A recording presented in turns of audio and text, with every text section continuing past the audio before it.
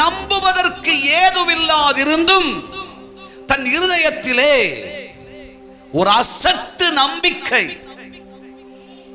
அந்த நம்பிக்கை சரீரம் செத்தவன் என்று எண்ணத்தகும் ஆபிராமை திரளான ஜனங்களுக்கு தகப்பனாக மாறிற்று. ஆமேன் சொல்லுங்க. அற்புதமாய் மாற்றிற்று. அதை சொல்லி மிகையாகாது. தெய்வத்தால் முடியும், கர்த்தரால் ஆகும். ஆனால் வேதம் சொல்லுகிறது, ஆபிரகாம் என்ன சொல்றாருன்னா, நீங்கள் என்ன செய்ய வேண்டும்? உங்க வாழ்க்கையில எப்பொழுதும் அநேக ஜாதிகளுக்கு தகப்பனாவதை நம்புவதற்கு நான் என் இருதயத்திலே ஏதுவில்லாதிருந்தும் நம்பினது போல உங்கள் ஒவ்வொரு அனுபவங்களிலும், நீ ஜெபிக்கிற அத்தனை காரியங்களிலும், நீ கேட்டுக்கொண்டிருக்கிற அத்தனை காரியங்களிலும் ஏதுவில்லாதிருந்தும் கர்த்தரை நம்பு.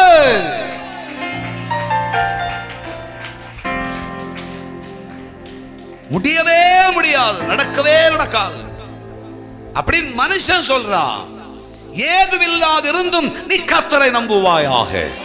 மனுஷனை நம்புவதை பார்க்கலும் கர்த்தர் பேரில் பற்றுதலாயிருப்பதனாலும், ரட்சிக்க திராணி இல்லாத பிரபுக்களை நம்புவதை பார்க்கலும் கர்த்தர் பேரில் பற்றுதலாயிருப்பதனாலும், நாசில சுவாசம் உள்ள எந்த மனுஷனையும் நம்பாத ஒரு நம்பிக்கை கர்த்தர் பேரில் இருப்பதாக. உலகத்துல நம்ம பார்க்கிறவங்க கேட்கிறவங்க என்ன சொல்லுவாங்கன்னா, முட்டாள்தனமா இப்படி ஒரு நம்பிக்கை வச்சிருக்க பாத்தியா அப்படின்னு தான் அந்த உலகம் சொல்லும். ஆனால் தேவனுடைய பிள்ளையே, நம்முடைய வாழ்க்கையிலே நம்புவதற்கு ஏதுமில்லாதிருந்தும், நான் வெற்றி பெறுவேன் என்று நம்புவதற்கு ஏதுமில்லாதிருந்தும், என் வாழ்க்கையில் ஒரு வேலை வாய்ப்பை பெற்றுக் கொள்வேன் என்று நம்புவதற்கு ஏதுமில்லாதிருந்தும், வெளிநாடு செல்வதற்கு வாய்ப்பு சாத்தியமே இல்லை ஏதுமில்லாதிருந்தும், திருமணம் நடப்பதற்கு ஏதுமில்லாதிருந்தும், ஒரு வீட்டை கட்டுவதற்கு ஏதுமில்லாதிருந்தும், என் நம்பிக்கை சொல்லுது, என் கர்த்தர் எனக்காக யாவையும் செய்து முடிப்பார். என் சரீரத்தில் இருக்கிற வியாதி சுகமே ஆக, டாக்டர் சொல்லிட்டார், பிறந்ததிலிருந்தே வந்த வியாதி இது சாகும் வரைக்கும் உன்னை விட்டு போகாது.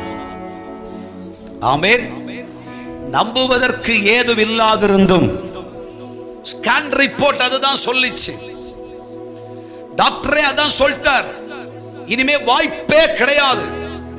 ஒரு சரீரத்தில் வந்த இந்த வியாதி, இந்த பலவீனம் உன்னை விட்டு நீங்கவே நீங்காது.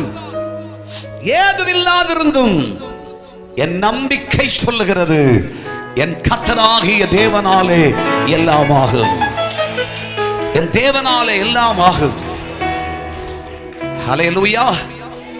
கர்த்தரை நம்புங்கள், கர்த்தரிடத்தில் நம்பிக்கையாயிருங்கள்.